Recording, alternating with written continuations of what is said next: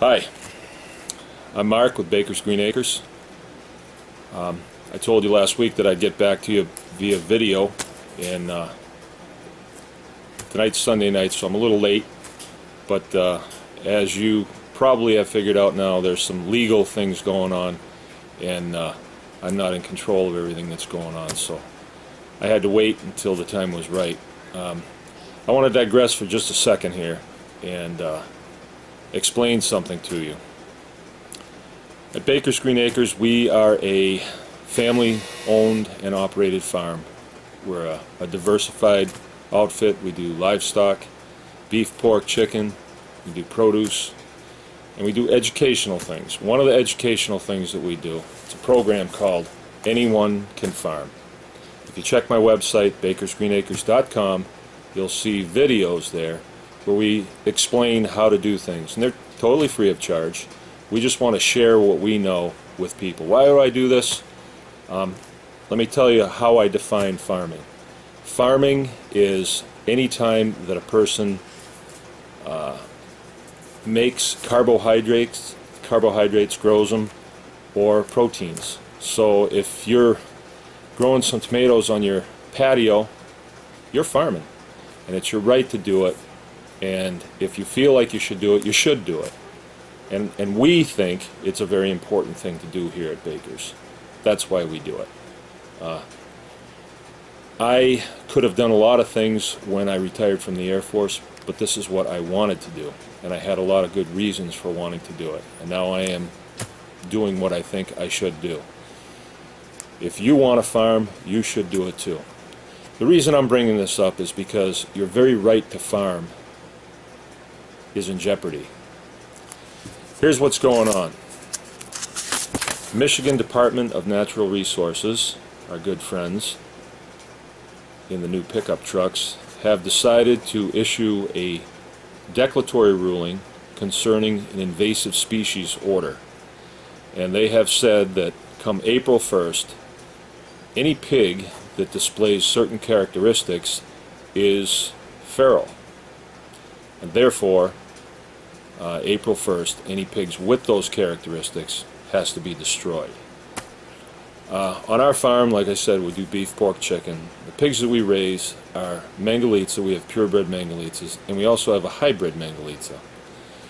Both purebred and the hybrid display characteristics that the DNR has said are feral.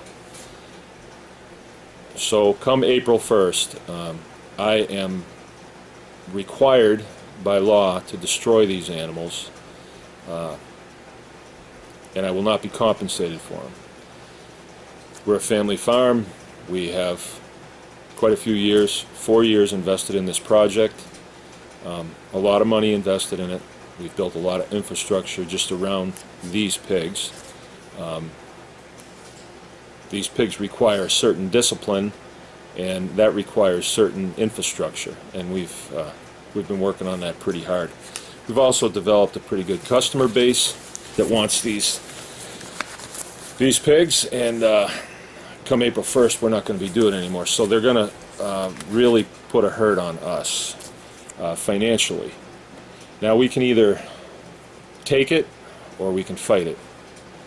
I haven't run from a fight yet. Maybe I should have a couple of times, but I'm not running from this one either. We are going to sue the DNR right here in Missaukee County. That's the county I live in. I am working with Michigan Animal Farmers Association. It's an outfit that includes farmers from all levels. Most of them are swine people, pig people, but there are some that are deer people. If the DNR gets away with this and they can declare one of my farm animals as an invasive species, what is going to hold them back from declaring somebody who likes to raise buffalo an invasive species, or somebody who likes to raise a certain type of chicken out on the field an invasive species? So this cannot stand and should not stand, and if we have anything to do about it, it will not stand. Michigan DNR is working heavily with the Michigan Pork Producers Association. And I will ask this question so you don't have to, but is who will benefit from this declaratory ruling? I believe it's pronounced cui bono. Who benefits? You find out who benefits and you can figure out what's going on. Now there's a lot of us that are growing pigs out on pastures and coming up with a pretty decent product, and I think we're cutting into their action. They want all pigs that are raised outside to be, they want that discipline of raising pigs to be eradicated. They want all pigs to be raised in confinement. CAFO is what it's called, concentrated animal feeding. CAFO, concentrated animal feeding operation. CAFO, all right.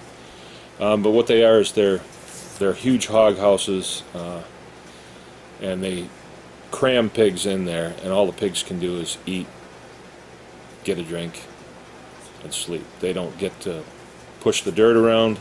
They're on slatted floors that are made out of heavy-duty plastic. Their manure goes through. They wash the floors down constantly, so the pigs are always kind of wet.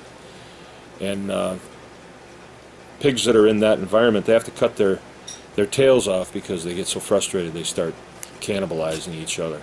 And if one of the pigs goes down, they really cannibalize them. It's a terrible way to exercise husbandry over animals. It's terrible.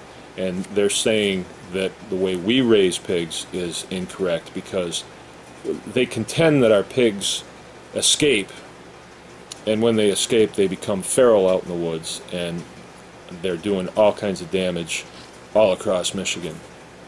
They've said that there's about 5,000 feral hogs roaming around the countryside in Michigan, and I find that hard to believe. I find that hard to believe.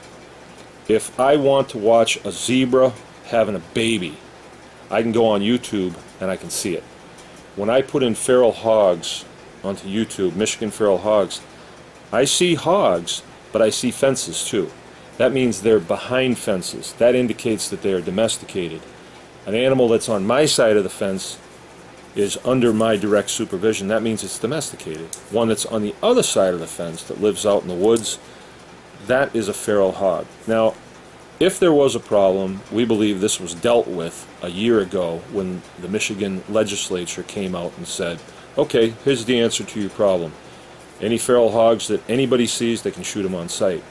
Last year, there were over 2 million deer taken in this state. 2 million. That means there was 2 million guns out in the woods. There was 2 million men out in the woods. You know how many pigs were taken? 42. 42. That is not 5,000 pigs in the woods. And they've only given it a year, the shoot on sight. They've only given that a year. Give it 5 years. Even if there were 5,000 pigs out there in the woods, they would be eradicated. You would have people coming from other states just to come here and drink our beer and shoot our pigs. You know, that's what you'd have. Maybe we should let some go. Anyway, the whole thing is ridiculous, and we are going to court to fight this. We're not just fighting this for Baker's Green Acres. We're not just fighting this for a pig. We're fighting this for the right to continue farming the way we see fit. Family farms, the local food movement is very important to us. We raise animals, we raise produce, and we sell them directly to our customers. Now, if you are a customer, or if you are a restaurant, someone who benefits from the work that local farms do, you have a scrap on your hands too. This isn't just about swine. It is this time, but next time it could be, like I said, about buffalo or ostriches or whatever. I mean, we're free Americans. If we want to raise tigers, it's up to us what we want to raise. It's not up to some government agency to tell us what is correct and what is not correct. So okay, we're going into this fight. I don't need to tell you that These fights aren't won with signing petitions or pats on the back or I'm thinking about you. No, this is going to be fought with dollars and cents. We have to hire lawyers and we have to hire lobbyists. We have one. We have a lobbyist down in Lansing. And this costs dollars. All right? We're setting up a legal defense fund. It's going to be Baker's Green Acres Legal Defense Fund. And we need your dollars. All right? We are going to have a key by when someone sends us a check, you'll be assigned a number, and there will be a printout given at different times, probably quarterly if this goes on as long, any longer than necessary, and you will show, we will show exactly how much has been given. When we're done with this and we've used a percentage of the funds that have been given to us, we will refund the rest of that. But we've got to hire expert witnesses, attorneys, filing fees, transportation, hotels, and everything else that goes with it. I can't even think of everything, but it could be quite expensive. If we don't fight this one, if we don't fight it this time, when are we going to fight it? I need your help. I am going to make a couple other videos as I see fit to inform what's going on. I'm not giving you a lot of details about what the strategy is going to be here. I have received many phone calls and emails from friends, friends of friends, and even from people that don't even know me but know about what's going on, wanting to help. Well, this is how you can help. We need dollars. We need dollars. American dollars. All right, we're going to put our address on the, I don't know, Jill put it someplace on there we'll be able to see it. She'll post this. And I'm going to ask you to really act on this. I really need your help. Thanks, and remember, anyone can farm. Good night.